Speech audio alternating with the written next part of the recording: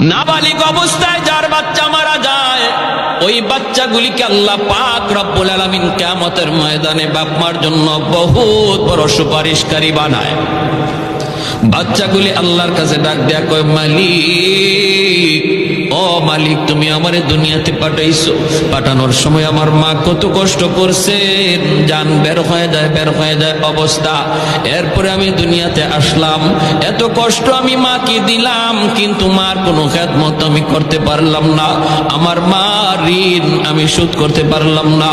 আল্লাহ, আজ যদি তুমি আমাকে জান্নাতে দিতে চাও, আমার মা বাবা সারা জান্নাতে যাইবো না, হয় আমারে বাপ মার সাথে জাহান্নামে দিয়ে দাও, হয় আমাকে আমার বাপ মার সাথে জাহান্নামে দিয়ে দাও।